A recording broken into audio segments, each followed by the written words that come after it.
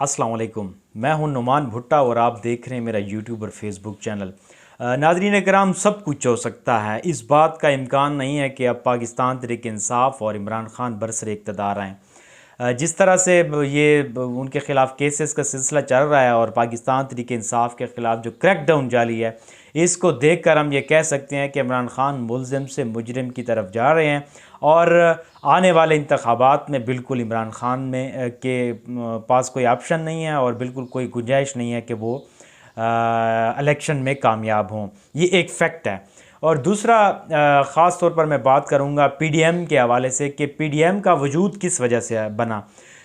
बुनियादी तौर पर पीटीआई के ख़िलाफ़ और इमरान खान की हुकूमत के ख़िलाफ़ 11 जमाती जो इत्तेहाद बना चाहा पीडीएम, वो अब अपने आखिरी मराइल, ज़ाहिर है कि अब इमरान खान की जो मैंने आपको बात की है कि वो उनका कोई इम्कान नहीं है कि वो आइंदा इंतखाबात में हिस्सा लें या फिर पावर में आएँ, तो अब जो पीडीएम का जवाज़ है वो ख़त्म हो गया है।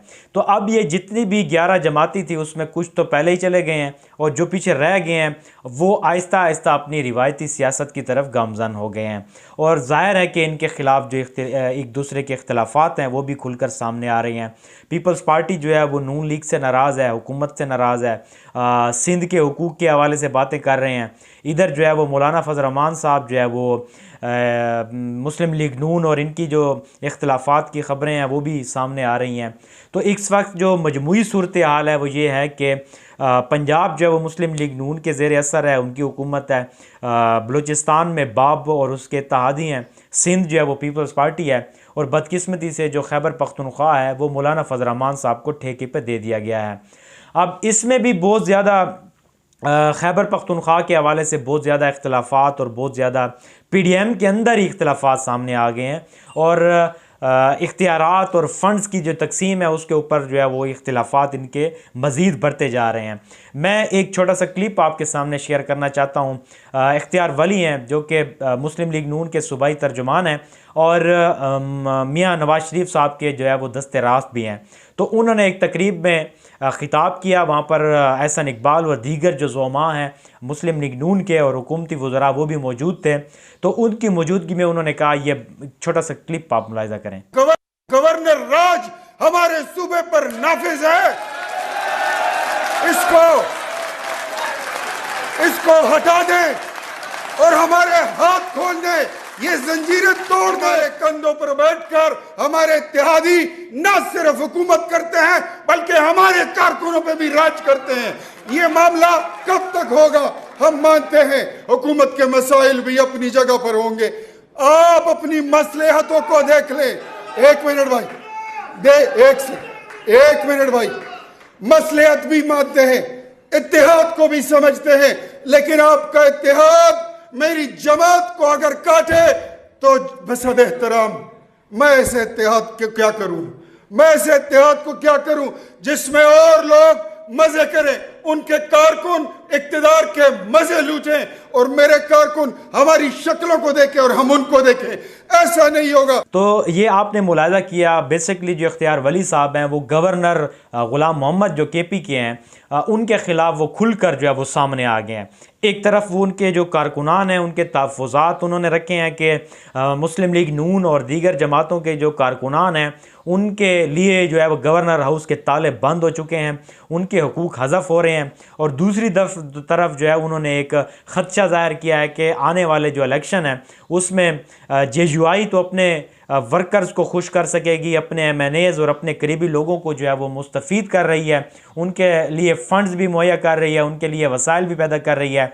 इसमें सफ़र होगा तो मुस्लिम लीग नून और दीगर जो इत्तेहादी जमातें हैं उनके जो वर्कर्स हैं, उनके जो ज़ुआमा हैं, उनके एमएनए एमपीए जितने भी लोग हैं वो सब के सब इसमें सफ़र होंगे और इलेक्शन में जो है वो जेयूआई की अपनी एक पोजीशन बन जाएगी जिसका नुकसान जो है वो जमीयत उलमा इस्लाम जो है वो दीगर जमातों को पहुंचाना चाहती है। और दूसरी बात यह है कि ग़ुलाम मोहम्मद जो गवर्नर हैं उनके लिए ये कहा है कि एक तो खैबर पख्तूनख्वा में गवर्नर राज हो चुका है, दूसरा जो ये भी ग़ुलाम मोहम्मद जो है वो गवर्नर राज इन्होंने कायम किया हुआ है। तो बुनियादी तौर पर ये जो इख्तिलाफात हैं ये खुलकर सामने आ गए हैं। इसमें ज़ाहिर है कि अब देखें कि बहुत सारी बातें जो है वो मीडिया पर गर्दिश कर रही हैं कि एक तरफ तो वज़ीर आला खैबर पख्तूनख्वा जो है वो एक इंतहाई तालीम याफ्ता बंदा है और मुअज़्ज़ज़ बंदा है और शरीफ बंदा है, उसको जो है वो एक ख़ातिर में नहीं लाया जाता, उनको जो है वो एक साइड पे जो है उनको दीवार के साथ लगाया जाता है। और जितने भी एक ब्यूरोक्रेसी के फ़ैसले हैं, बजट और दीगर जो अहम फ़ैसले हैं, वो अकरम दुरानी और मौलाना फजल रहमान और ग़ुलाम सरवर और ये जो लोग हैं ये मिलकर फ़ैसले करते हैं ब्यूरोक्रेसी के। इसका जो है वो उनको ख़ातिर में नहीं लाते और उनको जवाबदेह भी नहीं है। तो इस हवाले से वो बेबस नज़र आते हैं वज़ीर आला खैबर पख्तूनख्वा। और पीछे जो एक धड़ा है ये जमीयत उलमा इस्लाम का ये मुतहर्रिक है और इन्होंने एक करप्शन का बाज़ार गर्म किया हुआ है। बुनियादी तौर पर इख्तियार वली साहब के जो इल्ज़ामात थे वो डायरेक्ट इनके ख़िलाफ़ थे और वो ये कह रहे हैं कि ये जो मखसूस धड़ा है ये जमीयत उलमा इस्लाम की जड़ें काट रहा है और इनको एक ऐसे नहज पर ले जाता है। ज़ाहिर है कि मौलाना फजल रहमान साहब पाकिस्तान के बहुत चंद रहनुमाओं में से हैं जो कि जिनके ख़िलाफ़ करप्शन के कोई केसेस नहीं है अदालतों के अंदर, नैब के अंदर।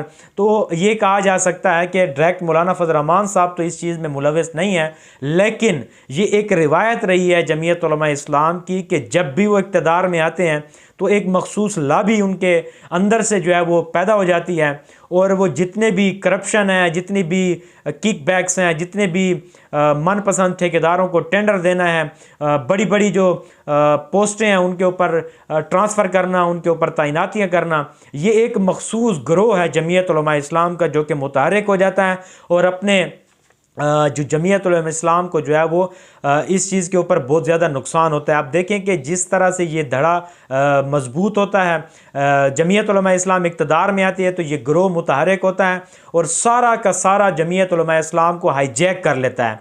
तो इसका ख़मियाज़ा जो है वो जमीयत उलमा इस्लाम को इलेक्शन में भुगतना पड़ता है। आप देखें कि डेरा इस्माइल ख़ान के अंदर भी इस वक्त यही पोजीशन बन चुकी है कि एक मखसूस लाबी है। आप देखें कि कौन सा इदारा है जो जिसके ऊपर नाम रखें, मैं समझता हूँ कि वहाँ पर एक धड़ा जो है वो जमीयत उलमा इस्लाम का मौजूद है जो कि पैसे लेकर, जो कि करप्शन कर रहा है और पैसे लेकर जो है वो नौकरियाँ लगा रहा है, बंदों को जो है वो तैनात कर रहे हैं, बंदों की ट्रांसफ़रें कर रहे हैं। तो ये ख़बरें भी किसी से ढकी छुपी नहीं है।